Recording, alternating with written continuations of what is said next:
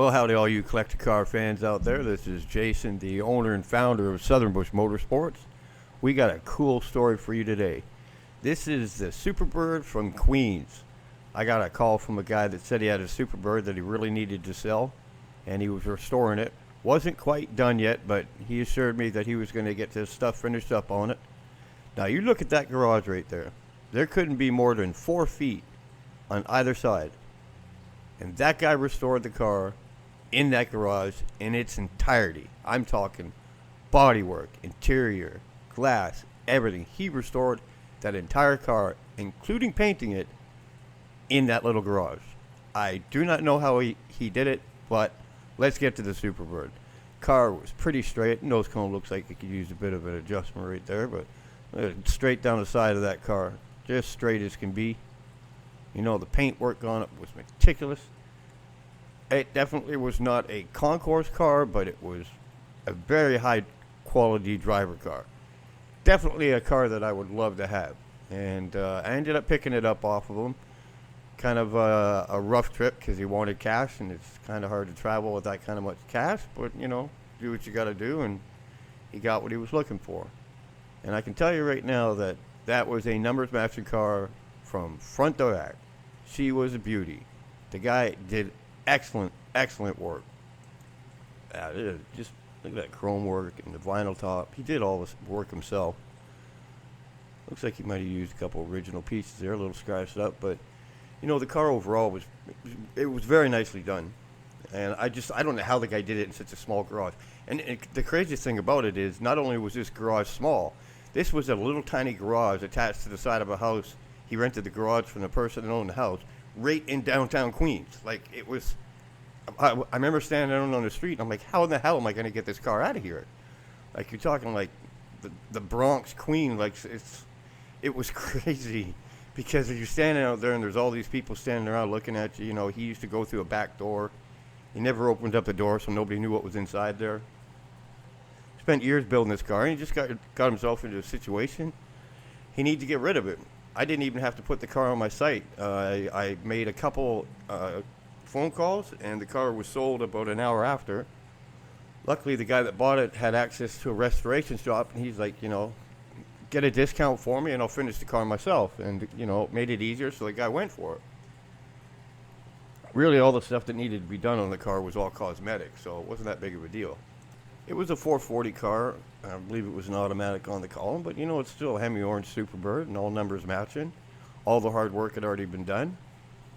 Wouldn't really take too much to put it to a higher quality driver. You just have to do a few things, but like I said, when you look at the garage that this guy was in, I don't know how he did this. Like, it's mind-boggling. And the car looked like it was all original panel car. It didn't look like there was a lot of Bondo use. But look at that. And he got a red pole in front of it. It was mind-boggling that he did this in that garage. I know the floor is clean. He must have put something down when he painted it. I'm not sure. But touche to the guy, because it was definitely a very well-done car. I think the guy that bought this was a doctor. So basically, when I was at the peak of my career with Southern Bush, I would have key people that basically had some pretty deep pockets, and they knew I was on the road and in the bush and swamps and stuff.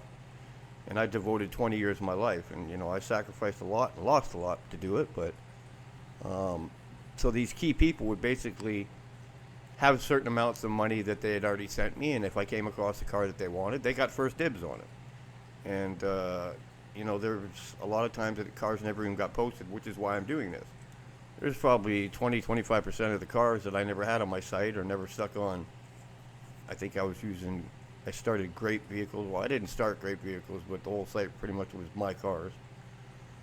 And Cars Online, they were also part of it too. And I was linked to hundreds of different sites, but you know, this was a good example of, if you really want to get it done. This was one guy that did this. This was not a team of experts that did this. This was one guy. He knew how to restore cars. He had done a few cars before, and he had got a hold of this Superbird. I believe the Superbird was from Queens, and it was the car had never left the town that it was in. If I remember the story right, And he decided that, you know what, heck, I want this Superbird and I'm going to restore it. But, you know, like I said, the guy wanted cash, and it was kind of hard to deal with that kind of money. I can't. You can fly in a plane with it. I had a special permit from the government where I had claimed all this stuff and told them that I would be traveling with a lot of cash and flying inside of the U.S. and stuff. It was hard to leave other countries with that kind of money, but you know, when you're carrying $150,000, $200,000 cash with you, you gotta be able to explain it pretty quick. And I remember when I got to the bank in Queens, the lady was counting out the stacks of money, and she dropped one of the stacks on the ground. I said, "I'm sorry, you got to start recounting all over again." She's like, "What do you mean?" I'm like, "I don't know what happened between you disappearing and then coming back up. We got to start all over again."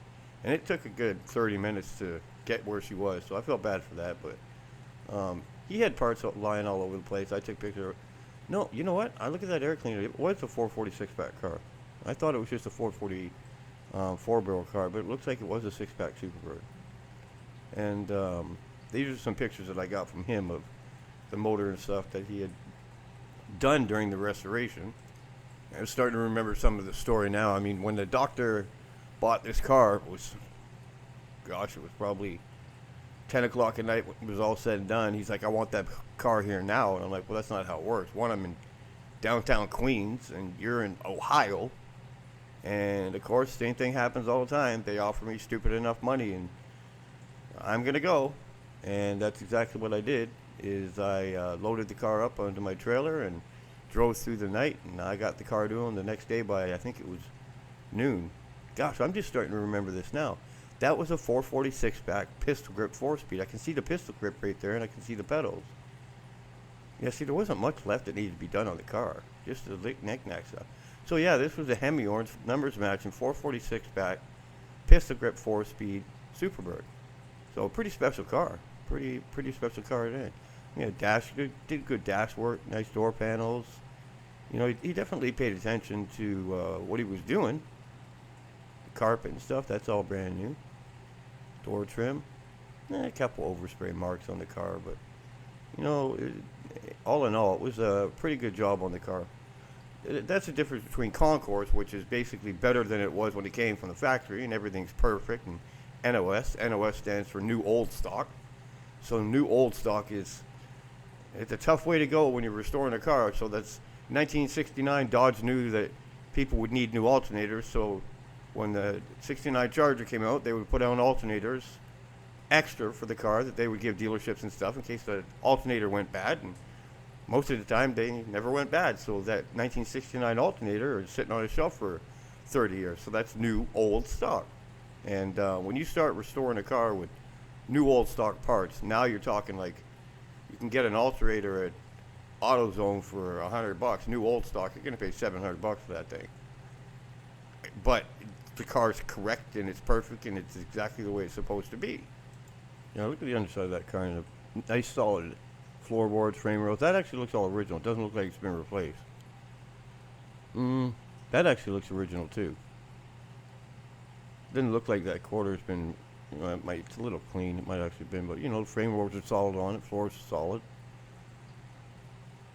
That looks a little too smooth. Maybe that frame rail might have been replaced on it. That looks original, nice and dry. You can tell when they've been replaced. That doesn't look like it's been replaced. Yeah, that definitely looks like a good floorboard, original floorboard. Doesn't look like that's been replaced either. There's that Dana 60. Boy, what a beauty. That packed a whole lot of positive track right there. Both tires spinning when you do a burnout. Really nice clean job. That's part of the hoist there, that red part. But look at that. Nice little setup right there. Everything done right. Cleaned up parts. New control arms, bushings, everything. Yeah. It's tough to do these cars right because there's so much that's involved in doing it. You know, and again, you're talking about this guy had 4 feet on either side of the car to do this car. I really, you know, I haven't restored a ton of cars in my life, but I've been around a lot of people that have done cars, and they got big warehouses and big shops and stuff to restore cars. This guy was in a small single car garage in the middle of Queens, New York. I don't understand how the guy did it, but like I said, all the power to him. He definitely did a good job.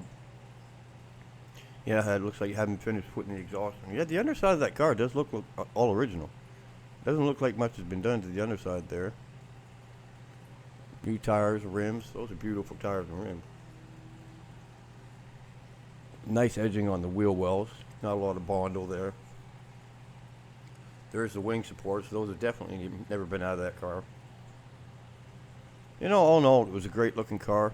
It took less than a day to sell it, and you know, that's the way it is. Well, I appreciate you coming by and checking out another Tales from the Bush, and don't forget to like and subscribe, and hang on, because we got some more Tales from the Bush coming to you.